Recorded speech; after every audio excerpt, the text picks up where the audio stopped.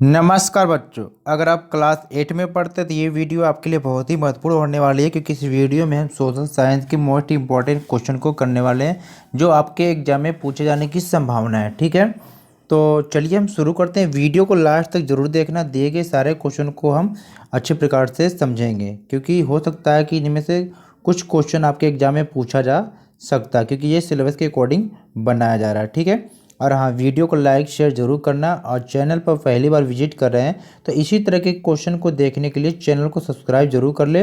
हो सकता है कि चैनल आपसे छूट जाएगा जिससे आप क्वेश्चन नहीं कर पाएंगे। ठीक है, चलिए तो पहले क्वेश्चन को हम यहाँ पर देखते हैं कि निम्न में से कौन सा प्राकृतिक रेशा है। तो आपको इन चारों ऑप्शन में से आपको बताना है कि कौन सा प्राकृतिक रेशा है। ठीक है, यानी कि इन चारों में से कौन सा प्राकृतिक रेशा है, कौन सा विकल्प सही होगा, आपको ये बताना है। ठीक है, तो ऑप्शन ए दे रखा है नायलॉन, बी दे रखा है जूट, सी दे रखा है एक्रिलिक, डी दे रखा है निम्न में से कोई नहीं। तो पहले क्वेश्चन का जो आपका आंसर यहाँ पर हो जाएगा ऑप्शन बी करेक्ट हो जाएगा, यानी कि जूट। ठीक है, जो जूट आपका यहाँ पर है ये प्राकृतिक रेशा है। ठीक है, और इस चैप्टर में हम लास्ट में क्या है, वेरी शॉर्ट या लॉन्ग क्वेश्चन को भी करने वाले। तो वीडियो को लास्ट तक जरूर देखना और चैनल को सब्सक्राइब जरूर कर ले, क्योंकि बहुत सारे क्वेश्चन को हम करवाने वाले हैं। ठीक है, ये भी ये शुरुआत हुई है बच्चों। चलिए, सेकेंड क्वेश्चन आपका है, निम्नलिखित औद्योगिक प्रदेशों में से कौन एक भिन्न है। यानी कि ये जो औद्योगिक प्रदेश है, यानी ये जो औद्योगिक प्रदेश दिया गया है, इनमें से कौन सा भिन्न है ये आपको बताना है। ठीक है, इनमें से कौन भिन्न, चलिए देखते हैं। ऑप्शन है कि मुंबई पुणे समूह, बी है पूर्वोत्तर अमेरिका, सी दे रखा हुगली प्रदेश, डी दे रहा छोटा नागपुर औद्योगिक प्रदेश। इनमें से कौन सा एक औद्योगिक प्रदेश जो भिन्न है, वो भिन्न आपका इनमें से कौन सा है। ऑप्शन बी है कि पूर्वोत्तर अमेरिका। ठीक है, क्योंकि बाकी जो तीनों है अपने ये देश भारत में है, और बाकी ये जो बी वाला है ये क्या है, देश से बाहर है। ठीक है, तो इसलिए डिफरेंट हो जाएगा। चलिए तीसरे क्वेश्चन को देखते हैं कि कुटीर उद्योग के संदर्भ में निम्न में से कौन सा कथन सही नहीं है। यहाँ पर जो सही नहीं वो आपको बताना है। कुटीर उद्योग का मतलब होता है कि जो छोटे पैमाने पर उद्योग होते हैं, लघु उद्योग होते हैं, उसे कुटीर उद्योग बोलते हैं। ठीक है, ऑप्शन ए है कि ये छोटे पैमाने के उद्योग होते हैं, बी दरका इनमें उत्पादन मशीनों द्वारा निर्मित किया जाता है, सी दरका इसे घरेलू उत्पादन उद्योग भी कहते हैं, टोकरी बुनाई एक कुटीर उद्योग है। तो चारों ऑप्शनों में से जो है तीन जो आपके ऑप्शन है ये तो कुटीर उद्योग में के विशेषताएं हैं। ठीक है, लेकिन जो ऑप्शन बी है ये क्या है, ये आपके कुटीर उद्योग की विशेषता नहीं है। तो ऑप्शन बी करेक्ट हो जाएगा। ठीक है, क्योंकि आपको आपको इसमें से क्या पूछा है कि कौन सा नहीं है, ये आपको नहीं बताना था। ठीक है, चलिए आगे देखते हैं। क्वेश्चन 4 है कि भारत के नागरिकों से धर्म, जाति, लिंग आदि के आधार पर भेदभाव नहीं किया जाएगा। यह भारतीय संविधान के किस अनुच्छेद में कहा गया है। तो ये जो आपके कहा गया है अनुच्छेद 15 में कहा गया है कि जाति, धर्म, लिंग के स्थान पर भेदभाव की समाप्ति यानी समाप्ति। ठीक है, क्योंकि समानता के अधिकार में ये कहा गया है। ठीक है,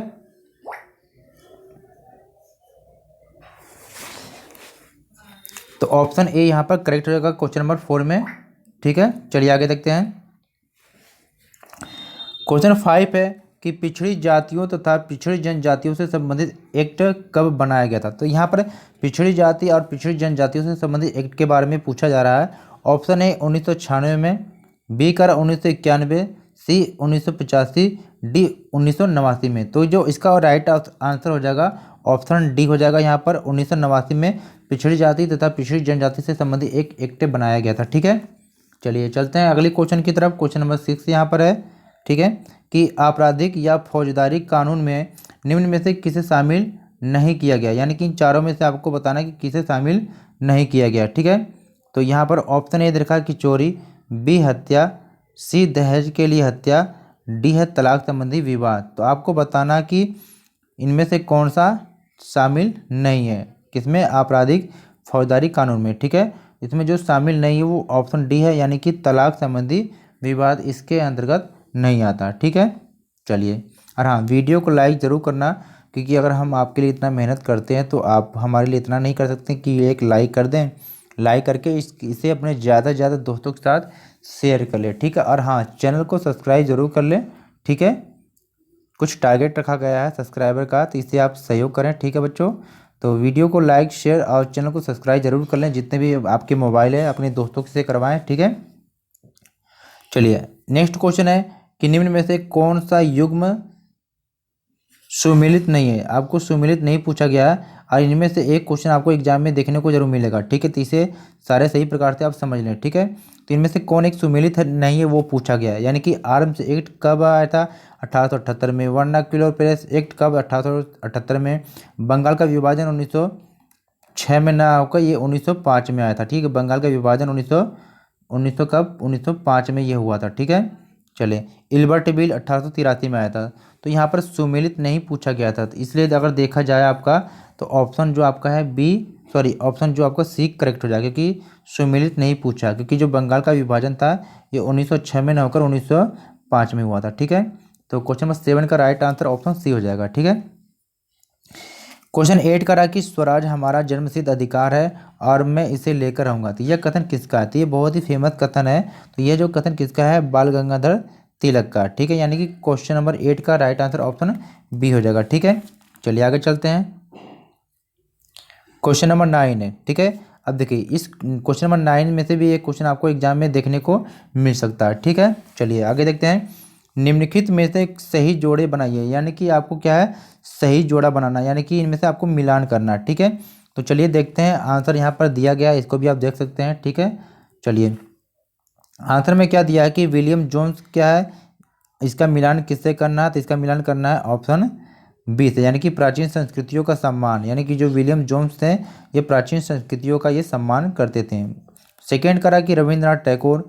तो जो रविंद्रनाथ टैगोर थे ये क्या था? इनका विश्वास था कि प्राकृतिक परिवेश में शिक्षा, यानी इनका मानना था कि जो शिक्षा है प्राकृतिक परिवेश में दिया जाना चाहिए। तीसरा है थॉमस मैकाले। तो ये क्या थे? ये अंग्रेजी शिक्षा को प्रोत्साहन दिए थे, यानी इनका जो रुझान था अंग्रेजी शिक्षा को प्रोत्साहन देना था। चौथा है महात्मा गांधी। तो महात्मा गांधी के बारे में जो कहा गया तो ये क्या है? ये अंग्रेजी शिक्षा के विरुद्ध थे, ठीक है। और पांचवा है पाठशालाएं। तो पाठशाला क्या है? इसमें गुरु होते हैं, ठीक है। तो इस प्रकार से हमने मिलान कर लिया, ठीक है। तो ये मिलान आपका यहाँ पर दिया गया है, इससे आप देख लेंगे, ठीक है। चलिए चलते बच्चों। अगला है कि निम्नलिखित में से सही या गलत बताइए। निम्नलिखित में से क्या सही है क्या गलत है ये आपको बताना है, ठीक है। तो चलिए देखते हैं क्या सही क्या गलत है। तो पहला ऑप्शन दे रखा है कि जेम्स मिल प्राच्यवादियों के घोर आलोचक थे, ठीक है। तो जेम्स मिल क्या थे? कि प्राच्यवादियों के घोर आलोचक थे। तो ये आपको बताना है, ठीक है। तो पहला है कि जेम्स मिल प्राच्यवादियों के घोर आलोचक थे, ठीक है। तो ये क्या है? कथन आपका क्या है? सही है, ठीक है। दूसरा कि 1854 के शिक्षा संबंधी डिस्पैच में इस बात पर जोर दिया गया था कि भारत में उच्च शिक्षा का माध्यम अंग्रेजी होना चाहिए, ठीक है।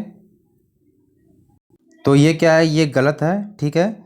सी आपका कह रहा है कि महात्मा गांधी मानते थे कि साक्षरता बढ़ाना ही शिक्षा का सबसे महत्वपूर्ण उद्देश्य है, ठीक है। तो ये भी कथन क्या है? गलत है। अगला है रविंद्रनाथ टैगोर को लगता था कि बच्चों पर सख्त अनुशासन होना चाहिए। तो ये भी कथन क्या है? बिल्कुल गलत है, ठीक है। यानी कि पहला 10वें का जो पहला ये सही है, बाकी क्या है? गलत है, ठीक है। चलिए आगे चलते हैं क्वेश्चन की तरफ। क्वेश्चन नंबर आपका 11 यहाँ पर कह रहा है कि निम्नलिखित में से कौन सुमेलित नहीं है। जो सुमेलित नहीं है वो आपको बताना है, ठीक है। यानी कि मंगल पांडे जो थे ये कहाँ नेतृत्व करते थे? मंगल पांडे। तो ये आपका क्या? मेरठ नहीं होगा, ठीक है। तो यहाँ पर जो सुमेलित नहीं है वो सुमेलित कौन सा नहीं है? इसका जो राइट आंसर हो जाएगा ऑप्शन ए हो जाएगा, ठीक है। चलिए आगे चलते हैं अगले क्वेश्चन की तरफ। अगला क्वेश्चन यहाँ पर है, क्वेश्चन नंबर 12 है कि निम्न में से कौन पर्यावरण के लिए एक प्रमुख खतरा है। तो निम्न में से पर्यावरण के लिए जो एक प्रमुख खतरा वो आपको बताना है, ठीक है। पहला ऑप्शन दे रखा है निम्नीकरण और भूस्खलन। तो ये भी है खतरा पर्यावरण के लिए। दूसरा है मृदा अपरदन और मरुस्थलीकरण। तो ये भी पर्यावरण के लिए खतरा है। तो अगर देखा जाए तो ऑप्शन बी, ए और बी दोनों सही हो जाएंगे। यानी कि यहाँ पर अगर देखा जाए तो ऑप्शन सी करेक्ट यहाँ पर हो जाएंगे, ठीक है। यानी ऑप्शन आपके सी करेक्ट है, यानी ए और बी, ठीक है।